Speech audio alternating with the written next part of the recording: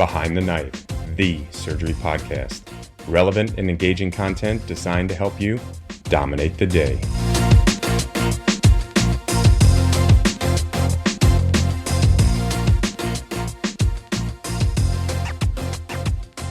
Thank you all for your continued listening of Behind the Knife. While many long-term listeners of BTK have used our podcasts and resources while in medical school, we now provide resources tailored to medical student general surgery curriculum. Over the past 10 years of BTK and in our day jobs, we have dialed in the specifics of what medical students need to dominate their surgery rotation. It contains about everything you need to include review text, video, audio segments, pictures, reviewing over about 17 disciplines that you encounter during your time on service. Enjoy the series and dominate the day. Hello, everyone, and welcome to Behind the Knife. We're back with another installment of our BTK and ASGBI collaborative series. For our listeners who might not be familiar with the series, ASGBI is the Association of Surgeons of Great Britain and Ireland, and within these podcasts, we compare and contrast various aspects of surgery in the US and UK to see who does it better. In our past few episodes, we've discussed surgical training, compensation, research, and sustainability within these two landscapes. And we have another exciting episode lined up for you today, so stay tuned. My name is Agnes Premkumar. I'm one of the Behind the Knife Fellows for this year, and I'm a general surgery resident that will be representing the US side. I'm joined along with our UK-based co-host, Jared Wohlgemut. Jared, please feel free to introduce yourself. Sure. Hi, my name is Jared Wohlgemut.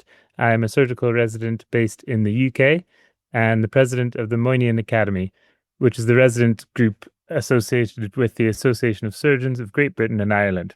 It's great to be here. Once again, thank you so much for collaborating with us on this series. So today's episode is going to be a brief overview of the differences in surgical training between the US and the UK. And then we will go on to discuss current challenges and our hopes for what future surgical training might look like in both of these environments. And to help us discuss this further, we have two amazing surgeons deeply invested in surgical education and willing to share their experience and pearls of wisdom with us. We are lucky to be joined by Mr. Phil Pearce, consultant in emergency general surgery in Oxford, with interests in trauma, complex biliary disease, and most importantly, a passion for training. I'd like to introduce Dr. Jeremy Lipman, who's a colorectal surgeon at the Cleveland Clinic. He also serves as the Director of Graduate Medical Education and an Associate Dean for Graduate Medical Education at Case Western Reserve University. He's passionate about surgical training, and he holds the James C. Sampliner Endowed Chair in Surgical Education.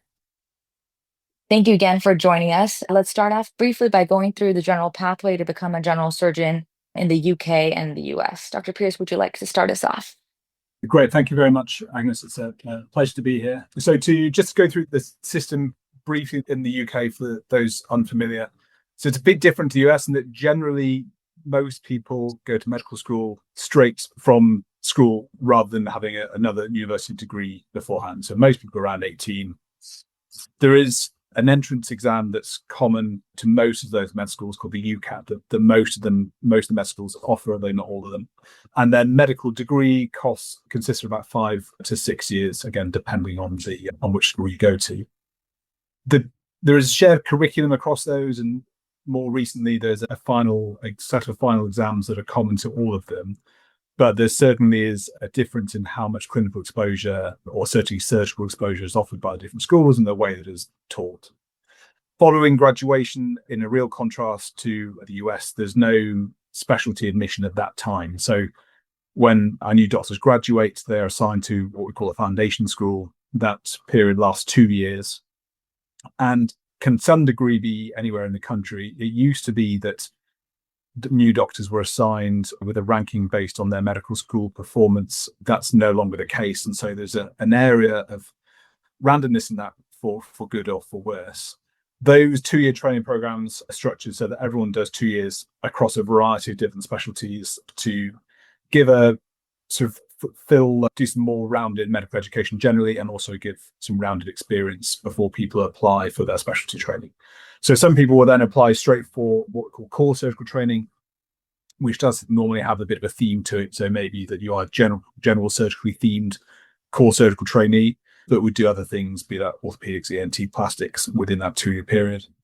And after that 2-year period, so we're now 4 years out from medical school, you'd enter higher surgical training, which then takes an additional 6 years for general surgery, And that's notwithstanding any periods out for extra training or for fellowships or for research. So as it stands, from finishing a 5 or 6 year medical school degree, it is at least 10 years until someone finishes their training in general surgery, gets what we call their certificate of training.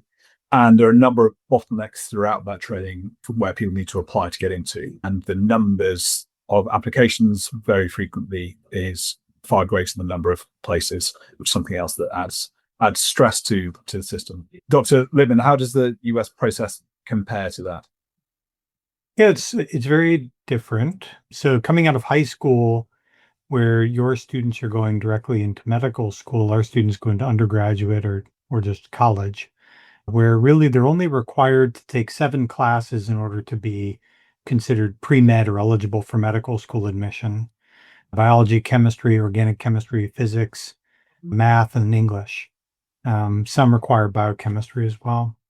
From there, they take the medical college admission test, which is the MCAT, which is a standardized national exam that provides a score that helps medical schools to decide if they're going to accept or not. And so right now there are a little over 200 accredited medical schools in the United States.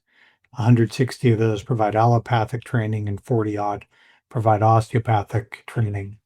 So that is a limitation, that sort of one of the big stepping blocks between of selection of who's going to get to become a surgeon. That's probably the first big break point. From there, people apply through our national matching program, the NRMP, into one of 258 accredited general surgery residency programs. And so that process is complicated. Trainees fill out a common application through a centralized service. They are invited for interviews and a selection process by the different residency programs. And then ultimately the trainees compile a list in order of where they would like to do their training. The programs compile a list in order of whom they would like to train.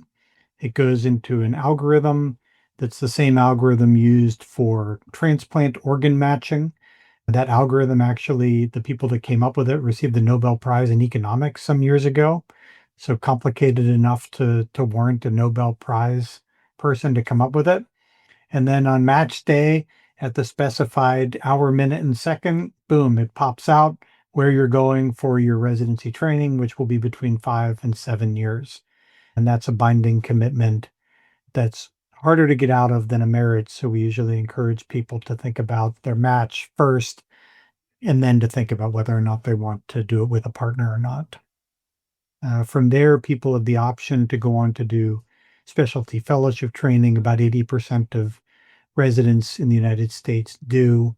And those can be through a variety of different systems, whether it's another matching system or sometimes just a direct application before they finally complete their training. Great. Thank you both for that comprehensive overview. Let's discuss some of the nuances within the training. It seems like residents usually get their general surgical training at just one center or hospital system in the US. Is that correct? They don't change hospitals every 6 to 12 months?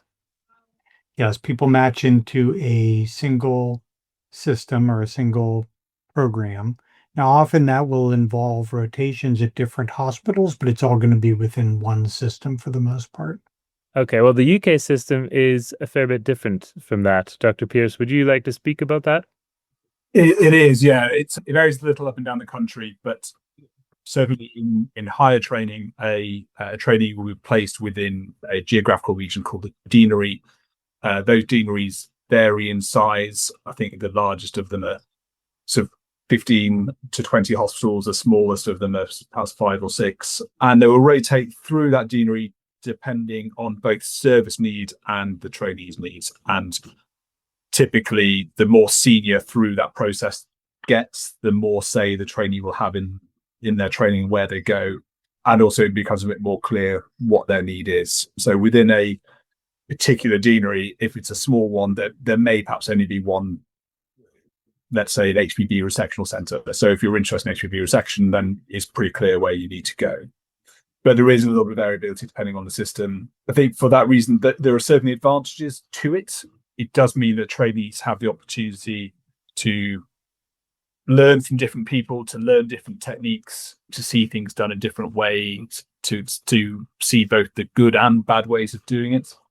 And argue because each year or sometimes 6 months, depending on the placement, is quite compartmentalized, it does offer a bit of flexibility between those different rotations. So you finish one rotation, then it can be quite easy to say, well, now's a stopping point to do something else, be that research or something else.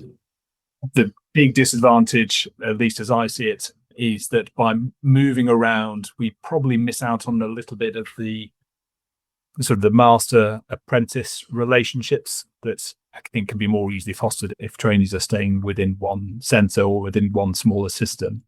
And particularly if you're doing 6-month jobs or even a year job, you start in one location. It takes quite a while before the trainers and trainees get to know each other. It takes a while before the trainees get to know how to do the new system. And so there's always a few months per job that you're not necessarily progressing. And just when you feel like you might be getting your feet moved on again.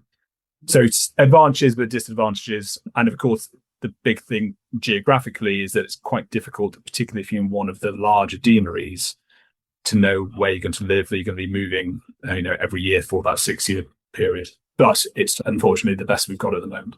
I completely agree with that sentiment about apprenticeship model as well, Dr. Pearce. I can attest that there's some attendees that I've worked with and have felt a stronger relationship with since I've worked with them over the past 3 years. And I know that it often translates to more honest feedback and also more autonomy in the operating room with them. So I've heard in the grapevine that in the US, you're moving towards something called EPAs, or entrustable professional activities, within surgeries. And this is supposed to standardize surgical curriculum through competency-based education. What are your thoughts on this, Dr. Lipman? Do you think this is going to make a difference in the feedback quality that trainees get? Yeah, I think the EPAs have been a really exciting development. It allows for these micro assessments that happen on a day-to-day basis. And so in the ideal state, at the end of every encounter, someone can pick up their phone and do a very short 3-item assessment on a trainee. So we saw a patient in clinic that meets one of the EPA criteria. I'm a colorectal surgeon, so we have a few. The perioperative management of anorectal disease, for instance, or colon cancer. And I can provide them an assessment with how they're doing in that moment on that patient at that time. And this taken in collaboration with all of the other faculty and everyone else who's working with this trainee every 6 months when our clinical competency committee gets together to assess how people are progressing. They have this really rich data that can come up with sort of a sense for how they're progressing along their entrustability. Now, the EPAs are really focused on the expectation of the faculty that the trainee can do something independently, how they're making that progress. But their actual skill and progression along their competencies is done in concert with that using the ACGME milestones. And so you have both of these things that provide very focused assessments of how someone is moving along through their path to make sure they're getting the experiences they need and doing it at an appropriate rate. I think that's one of the things where, what was brought up about the UK system, because you have people moving around, you may miss out on that opportunity where, I have the trainees working with me for 5, sometimes 7 or even longer years. So I can really provide an assessment of how they're moving along versus someone who's coming in fresh to me and then leaving and someone else comes in. So that may create some barriers to that system. Awesome. And then turning it to our UK colleagues here, how is feedback handled in your institutions? Is there something similar to an EPA there? Yeah, we have similar systems. So ours they've changed a little bit over the last few years. Curriculum and our surgical portfolios and structures has changed, and there is now a mixture of formal written or electronic feedback, both technical and non-technical, with case-based discussions and what we call procedure-based assessments that go through, step by step when not someone can do procedures. And that is interwoven with more subjective feedback from trainers, or actually from the group of trainers choosing what we call MCRs, or sort of multi-consultant reports. But it stands, just as Dr. Lipman says, that all those things are slightly more difficult when you simply don't know the trainees and you're starting from scratch a little bit each time. And to assess whether or not, particularly when looking at complex cases, someone who is, on paper senior, but you haven't met them, haven't worked with them before, it takes a little while to build up that bond and that degree of trust both ways, that I can trust them to get on with it and that they can trust me to help them out. And so it does take a little while. I think what's even perhaps more important than that formal feedback is the less formal one, and being able to have very frank conversations. The electronic system is great as a tool and to provide some of that objective evidence, but I don't think it replaces good, candid discussions with trainees and mentorship that goes with it. And that's hard because you need to find time to do it. Certainly one fundamental issue that we have, and I'm sure is the same across many different healthcare systems and in the US, is balancing service provision and training. So I'd love to be able to have both the time and the bandwidth to sit down with all our trainees and to go in-depth feedback and in-depth discussion and go through all the cases and look at all the videos. It's just that is not always possible with the time constraints.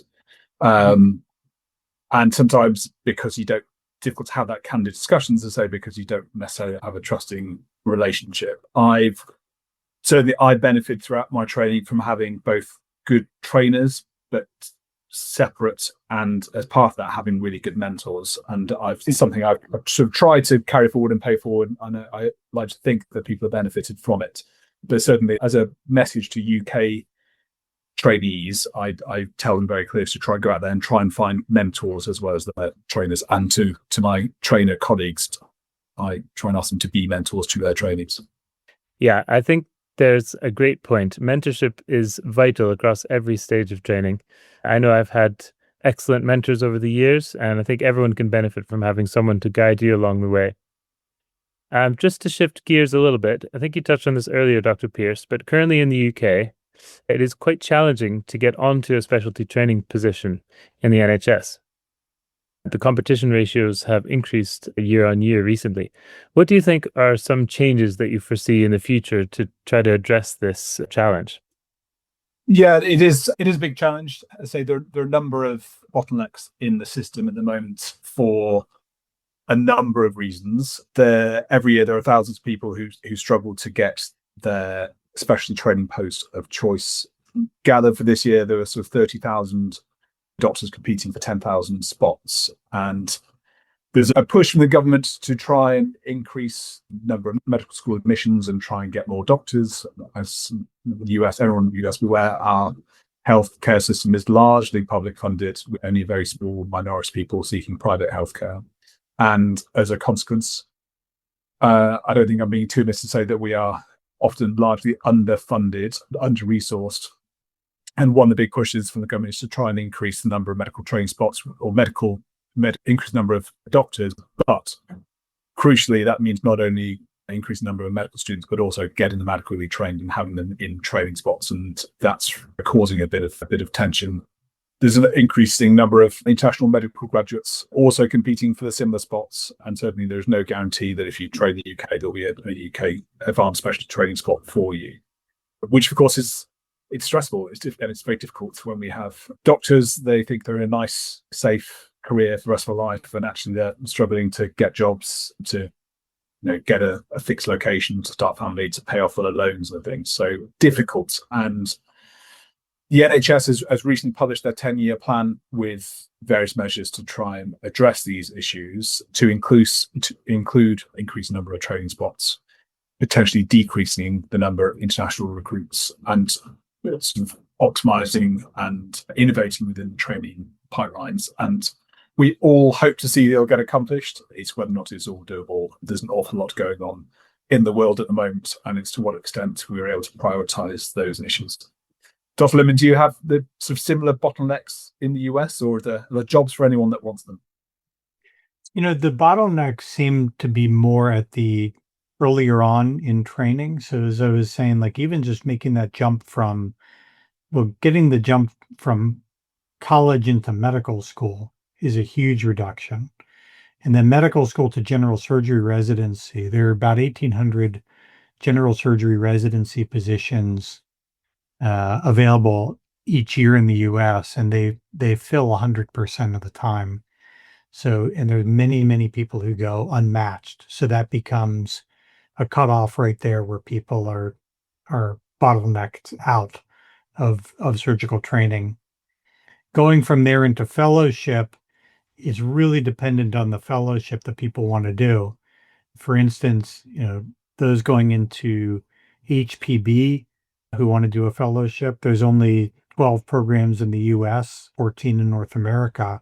So that's an incredibly small number of places to go, pediatric surgery as well.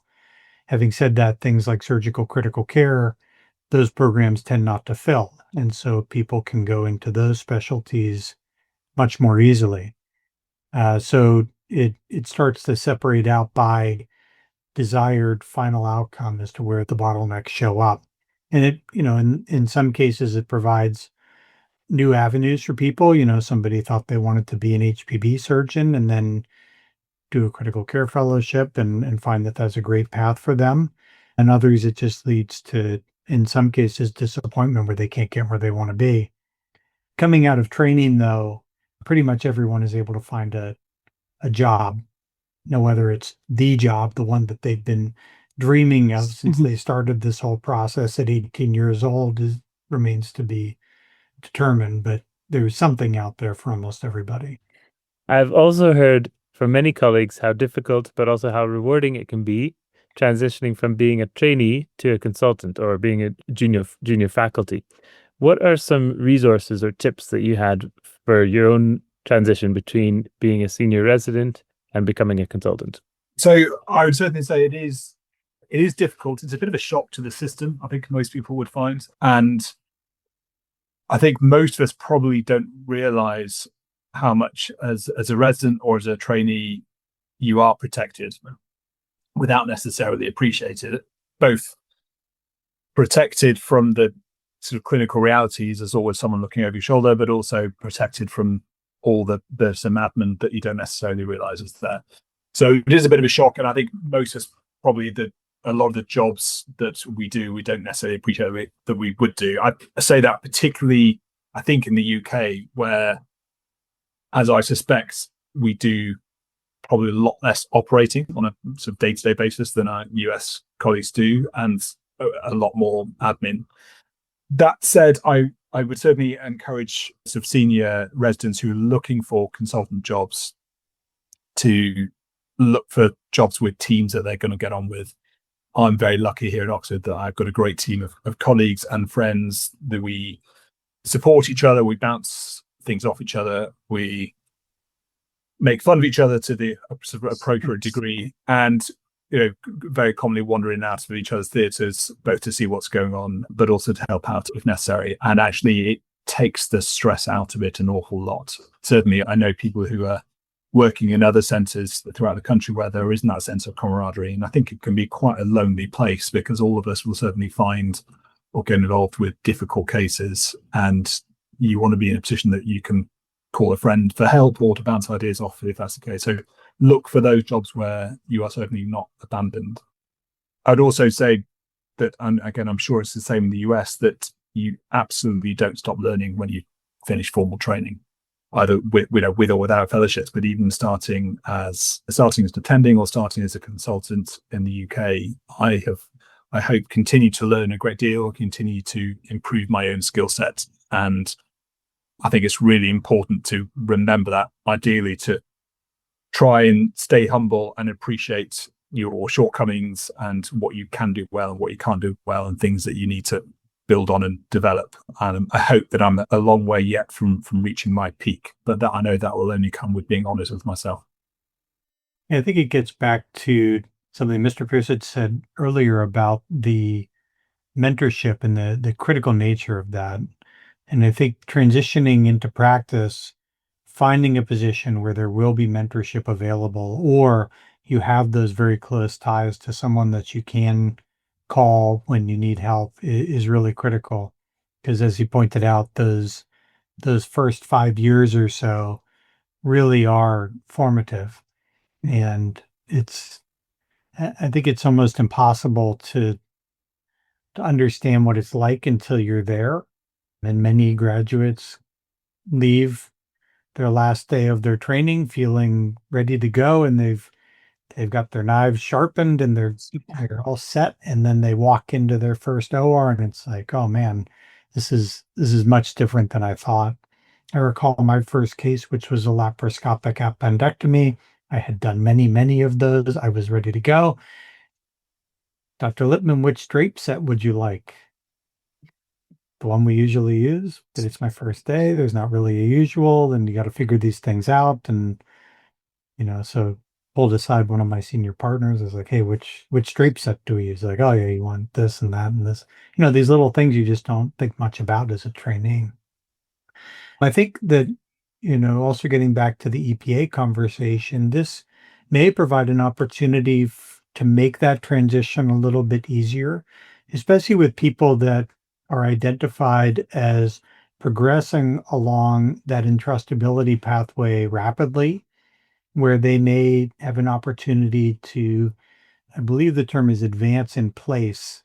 So where they can begin to function much more autonomously and with less oversight once they've achieved entrustability in the variety of different EPAs, so that they can start to have some more of that independent practice while they're still in the bubble of their training program, so that those people are built in.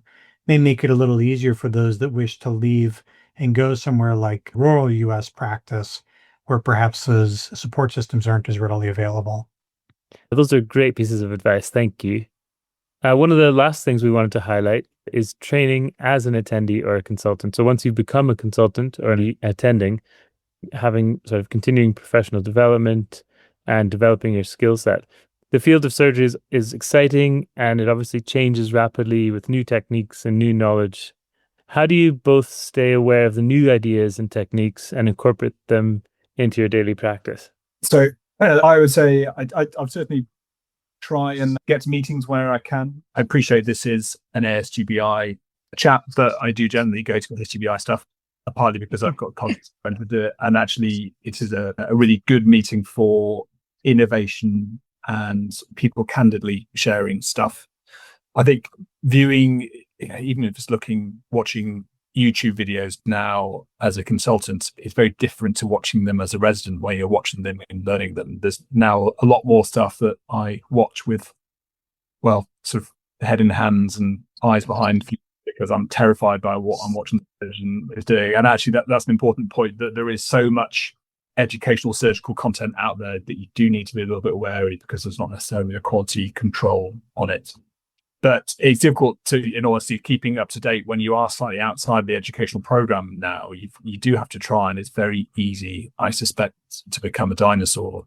Technology is constantly changing. Robotics is probably lagging behind slightly in the UK, but without doubt, at some point, it will be everywhere. Within my own world of largely emergency general surgery, it's not so much a thing as yet, but inevitably that's coming.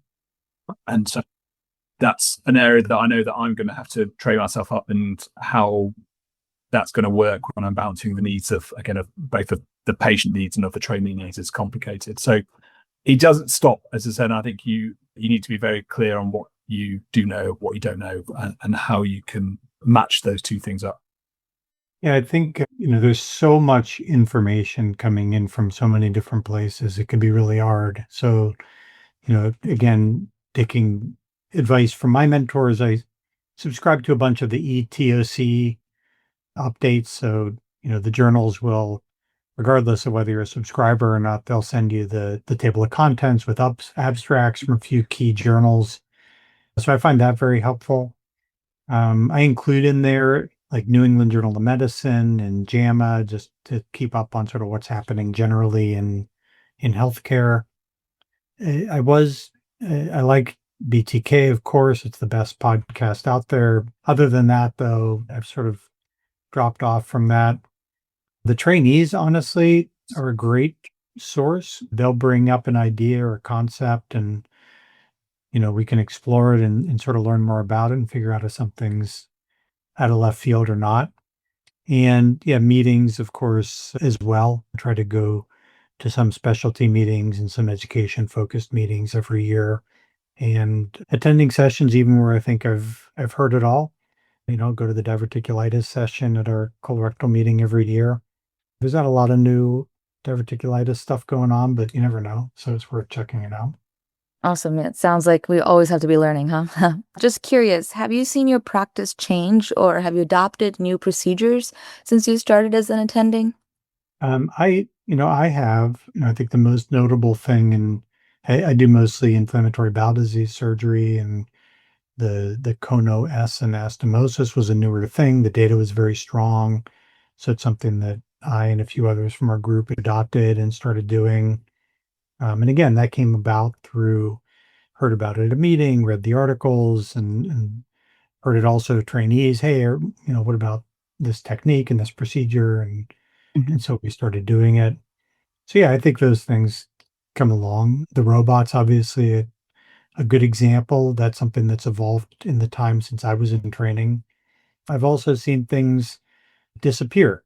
When I was applying to fellowship, endoscopic microsurgery was the thing. If you went to a program that didn't have that, you were foolish. You were going to be left in the dust. And now those devices are nowhere. I don't think anyone does that anymore. But I'm very good at it. If you ever need somebody, You know who to turn to. yeah, give me a call.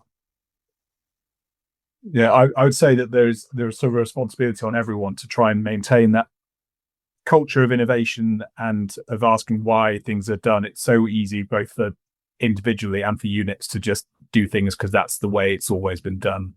We have in our unit, we have a couple of different journal clubs, one of which is presented by our FY1s, by our interns, who each week allocated a recent paper. And so they get an opportunity both to critique that paper, to present it to us, and everyone learns something. And I would say nearly every week, maybe one of those papers, I've had some sort of really useful takeaway point, which I may not have read about because it might have been a journal that was slightly outside of my interests. So I think it's really important that there is a culture of asking why things are done and a culture of innovation. Awesome. Thank you, everyone, for that great discussion. Dr. Pearce and Dr. Lipman, I just wanted to turn it over to you both finally to give us a few take-home points for each side.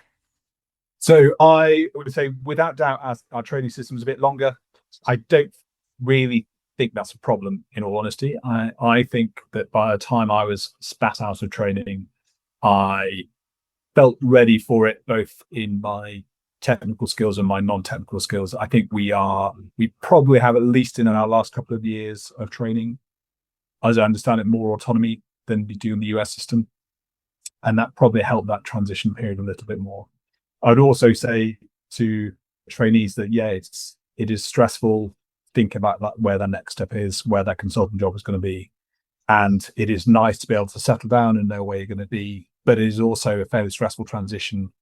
And whilst I enjoy my job, it is a bit weird when you come into work and I think this is what I'm going to be doing every day for a really long time. And actually some of the opportunities to move around, see new things, do things, they do disappear a little bit when you finish training. So don't be in a rush to get through. Yeah, I think some of the innovations in education that are coming up are going to hopefully allow for even more autonomy amongst our trainees as they progress along. I guess I would say that sometimes disappointments can be opportunities, that when people get boxed out of a specialty they really thought they wanted, or the position that they really thought they needed, it will turn out to be in their best interest in the long run. And, it's impossible to chart that pathway. It's so long and there's so many variables. It's impossible to really chart it. So just being flexible and trying to enjoy that trip along the journey will make it much better. And I think that also that, although our training systems are different, they both produce outstanding surgeons in the long run. And so the doubt and concerns people have as they're moving along, that I'm not going to be ready, I'm never going to be as good as this one or that one, in the end, almost everyone will be.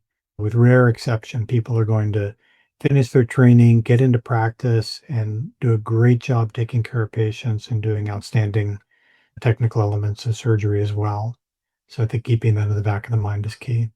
Perfect. Thank you again, everyone, for this wonderful discussion. There's definitely a lot of similarities within these two systems, and along with similar challenges as well. And it'll be interesting to see how education overall evolves in this training space and changes that will come in these both systems. Thank you again to our wonderful speakers, Dr. Pearce and Dr. Lipman. We truly enjoyed hearing your perspectives and your pearls for wisdom. And thank you to all of our listeners for tuning in. We have more exciting episodes lined up with our UK colleagues later on in this year. So until then, Dominate the day. Be sure to check out our website at www.behindtheknife.org. Download our free app available for Apple, iOS, and Android. Simply search for Behind the Knife in the App Store or Google Play to download the app. In the app, you can listen to our episodes, watch high-yield videos, and even access our premium content, including our oral board reviews and trauma video atlas. You can also follow us on Twitter at Behind the Knife and on Instagram at Behind the Knife Podcast. If you like what you hear, please be sure to leave us a review. Content produced by Behind the Knife is intended for health professionals and is for educational purposes only. We do not diagnose, treat, or offer patient-specific advice. Thank you for listening. We appreciate your support. Until next time, dominate the day.